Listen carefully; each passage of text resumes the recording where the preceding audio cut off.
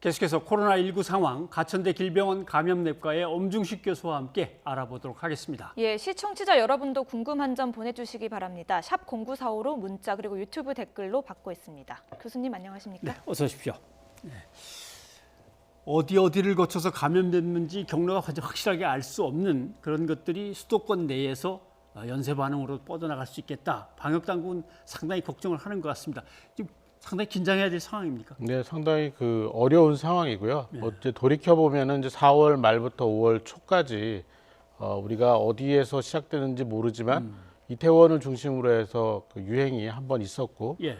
이 1차적인 이태원 관련 유행이 2주 내지 3주 동안 진행이 되면서 여기서 많은 접촉자들이 생겨난 것 같고, 예. 또 그 과정에서 그 행방을 확인하지 못한 사람들이 꽤 있었습니다. 예. 이런 분들이 아마 지역사회에서 계속 전파를 일으켰을 것 같고, 지금의 이 확산 양상은 그 이태원 관련 1차 유행 이후에 2차 유행이 지금 퍼져나가는 상황이라고 보시면 될 것 같습니다. 네. 예, 이렇게 지역 감염이 확산하면서 정부가 거리두기 입장을 새로 발표를 했습니다. 어떤 내용들이 있는지 정리를 좀 해주시죠. 네, 일단은 다중이용 시설 중에 그 국가 또는 지자체가 운영하는 뭐 박물관, 미술관 뭐 이런 곳들은 다 이제 문을 닫을 것 같고요. 그리고 뭐 PC방이나 노래방 이런 데도 이제 그 운영을 좀 자제하는 권고를 하고 있는 것 같습니다. 그리고 또 뭐 종교 시설에서도 가급적 이런 거리두기와 관련된 여러 가지 권고를 하는 것 같습니다. 그런데 문제는 이런 권고가 지금의 확산세를 중단시킬 수 있겠느냐. 네. 조금 제가 보기에는 좀 그 미온적인 그런 대응이라고 보고 있고, 좀 더 강력한 대응이 필요하지 않겠는가 이렇게 생각을 합니다. 네.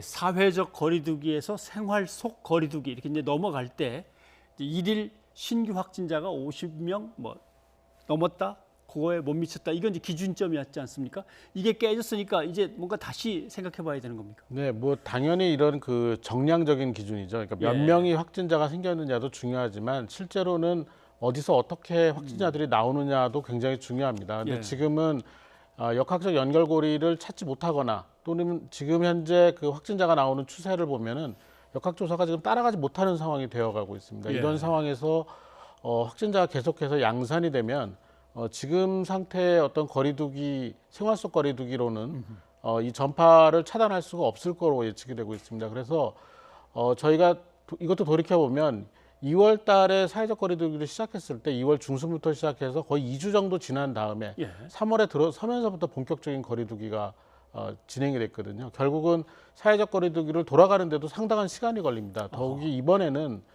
생활방역으로 넘어갔다 돌아가는 거기 때문에 네.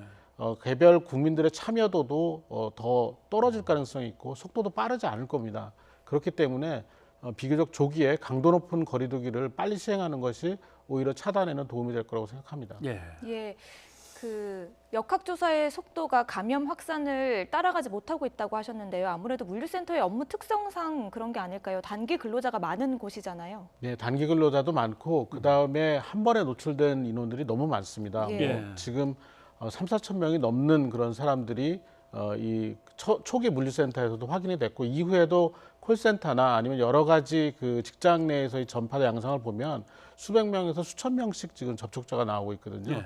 이런 상황이 되면 역학조사 인력은 정해져 있기 때문에 구체적인 동선이나 또는 역학적 연결고리를 찾는 작업이 사실상 불가능해집니다. 이런 상황이라면 넓게 그 역학 범위를 잡고 빨리 그 조기 진단을 할 수 있는 태세로 전환한 다음에 차단을 위해서는 이제 강력한 거리두기, 이 방법을 시행하는 수밖에 없다고 생각합니다. 예, 단기로 일하는 사람도 많고 또 많은 사람들이 한 곳에 있다 보니까 그 시청자 여러분도 질문이 많으신 것 같습니다. 어제도 이 질문이 들어왔는데요.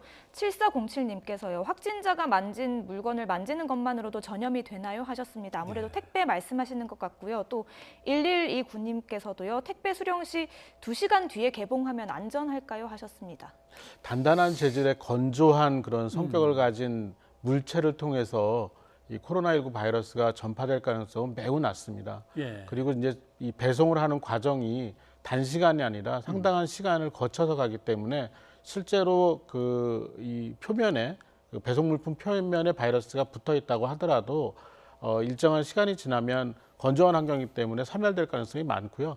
또 이런 그 물체 그 배송된 물건을 만들 때 물건을 만진 다음에 바로 손위생을 하면 크게 예. 걱정할 필요는 없다고 생각합니다. 네.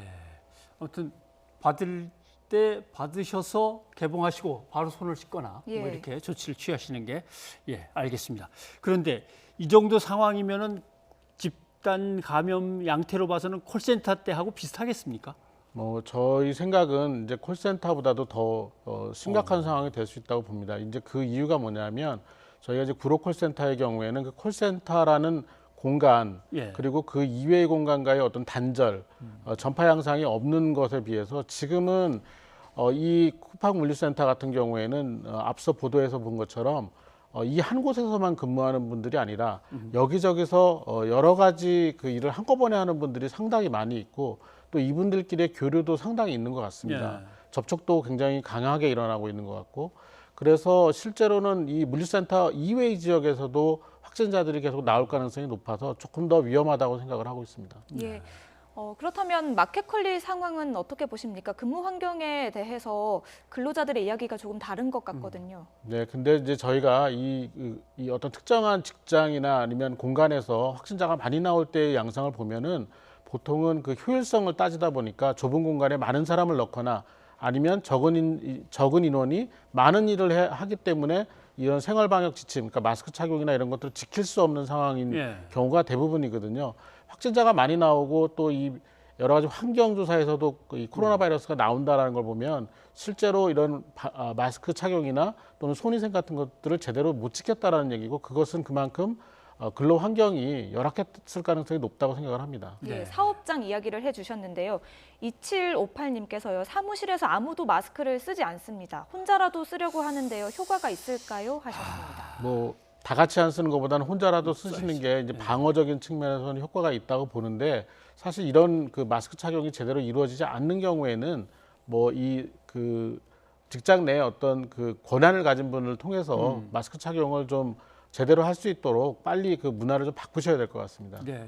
자, 우리 마스크 씁시다라고 하면은 이렇게 비난받지 않는 예. 그런 이제 풍토가 있어야 될 것 같고 말씀하신 대로 윗사람이 자자 같이들 쓰지 뭐 이 정도만 얘기해 주셔도 참 쉽게 진행이 될 것 같은데 알겠습니다. 그런데 지금 이제 학교는 좀 정신이 없습니다. 계약한다 그랬다 연기한 데도 있고 계약했다가 연기한 데도 있고 지금처럼 집단 감염이 지역에서 또 벌어지면 갑자기 또 다른 지시가 이제 내려올 수도 있고 학교의 대응은 이럴 때 어떻게 해야 될 것 같습니까? 가장 예민하고 어려운 문제입니다. 근데 개별 학교와 선생님들께서 하실 수 있는 것은 한계가 있을 수밖에 없습니다. 지금 현재 학교에 전달된 방역 지침을 따르시는 것 외에는 더 이상의 어떤 대책이 있기는 어렵고 적어도 수도권 지역에서는 앞으로의 그 확진자 발생 양상이나 또는 그 지역사회의 그 전파 범위를 평가를 해서 실제로 이 계약을 했지만 다시 휴교를 하는 것과 관련된 검토를 하지 않을 수 없을 것 같습니다. 예, 학교 중요한 부분인데요. 그런데 아이들이 수업이 끝난 뒤에 하교하고 PC방이나 뭐 이렇게 가는 경우는 어떻게 단속을 할 수가 있을까요? 그러니까 사실 아이들한테 죄가 없는 거죠. 그러니까 실제로 이런 것들이 조절이 안 된다고 판단을 한다면 결국 PC방이나 노래방 같은 곳들도 강제적인 어떤 명령을 통해서 운영을 잠시 중단하는 방법을 택해야 된다고 생각합니다. 부모들이 좀 이렇게 나서줘야겠죠. 학교한테만 맡길 문제가 아닌 것 같습니다. 네, 그렇습니다. 부모들도 좀 얘기를 하셔야 될 것 같습니다. 예, 그리고 여름철 되면서 덴탈 마스크 많이 질문 보내주시는데요. 3803님께서요. 아이가 일회용 마스크를 쓰면 귀가 까져서 마음이 아픕니다. 면 마스크는 어떤가요? 하셨습니다. 결국 착용 시간과 관련이 있습니다. 면 마스크가 좀 더 피부에 자극이 덜할 가능성은 있지만 실제로 이제 그 방어를 하는 효과 면에서는 좀 떨어지기 때문에 결국 착용 시간을 줄여주는 게 굉장히 중요하다고 보고 있고요. 착용 시간을 줄여주려면 결국 집에 있는 시간을 늘리는 수밖에 없다고 생각합니다. 근데 이게 쓰다가 자꾸 이렇게 일을 하다 갑갑하면 일단 턱에 걸쳤다가 올렸다가 계속 하는데 이건 아무래도 자제하긴 자제해야 되는 거죠. 네, 그 착용을 정확하게 그리고 긴 시간을 유지할 수 있는 것이 가장 좋은 방법인데 결국은 이것을 내렸다 올렸다 하는 과정에서 마스크 표면에 있는 오염 물질이나 또는 코로나 바이러스와 관련된 어떤 물질이 있다면은 결국 그게 손에 묻게 됩니다. 결국 감염의 원인이 되기 때문에 착용을 정확하게 한 상태에서 길게 유지하는 것이 필요합니다. 예, 손 얘기가 나왔는데요. 1140님이 질문 주셨습니다. 확진자가 눌렀던 엘리베이터 버튼 눌러도 전염이 되나요? 하셨습니다. 가능성이 전혀 없지는 않습니다. 특히 이제 감염된 분의 그 타액이나 어떤 예. 체액들이 손에 묻어 있는 상태에서 버튼을 누르고 그다음 이게 건조돼서 사멸되기 직전에 이 손으로 다른 사람이 만진다면 전파가 가능한 그런 상황이라고 보겠고요. 그렇기 때문에 이런 엘리베이터나 이런 환경에서 손을 이용해서 그 표면 환경을 만진다면은 그 이후에 손위생을 반드시 하는 것이 필요합니다. 예. 그리고 시청자 질문이 하나 더 들어와서 소개해 드릴까 하는데요. 8415님이 보내주셨습니다. 식당이나 빵집에서 마스크 쓰지 않는 곳이 많습니다. 주방이나 주문받는 분들에게 권하게 할 방법은 없을까요? 하셨습니다. 아까 문화를 바꿔야 된다는 이야기 해주셨잖아요. 예, 근데 사실은 이렇게 많은 분들이 찾는 곳에서 일하는 분들이 마스크 착용을 안 하는 것은 굉장히 문제가 있습니다. 본인을 방어하는 데도 문제가 있고 또 방문하신 분들에게도 문제가 생길 수 있기 때문에 이것은 뭐 지금 현재와 같은 상황이라면 반드시 착용을 하도록 해야 합니다. 네, 알겠습니다. 엄수식 교수님 오늘 고맙습니다.